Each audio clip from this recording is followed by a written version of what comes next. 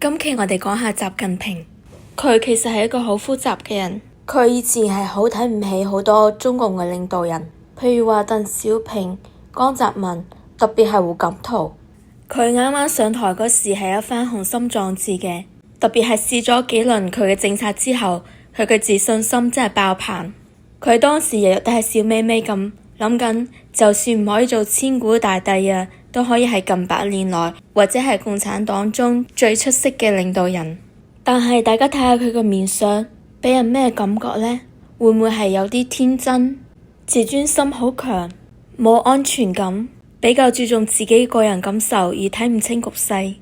最重要就係一個極度自私嘅人，即係話做佢嘅下屬、子民或者親戚，基本好難有好下場。一旦令到佢唔 happy，佢個心入邊就會即刻反面唔認人。之前我哋一期節目有講到君子同埋小人，而佢係唔屬於典型嘅君子或者小人嘅。佢係一個有啲悲劇嘅人物，佢本身係冇才能、冇能力坐到嗰個高位。當時佢可以上台，其實係因為好多佢哋覺得佢傻更更咁樣推上去，可以做一個好好嘅擋箭牌。因為喺紅色家族都好清醒咁追求金錢美女，係得佢一個仲追求緊理想。當然推佢上去嗰啲人而家都好後悔啦，諗唔到佢嘅殺傷力係咁大嘅。咁佢而家諗緊啲咩呢？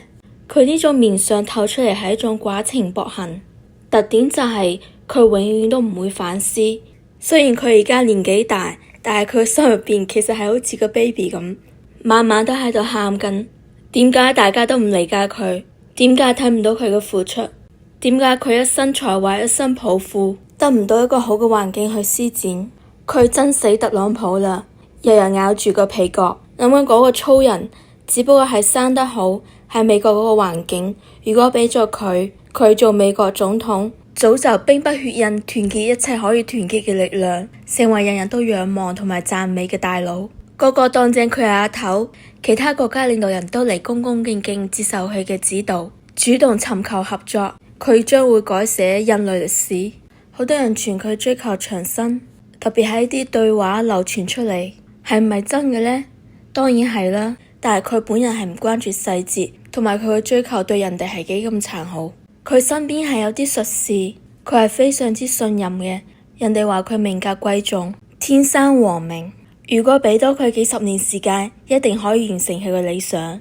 咁啱有人同佢講科技可以延壽，佢覺得係一件大好事，就叫佢哋去做。咁嗰啲人得到最高指示，就認為可以無視任何法律同埋道德。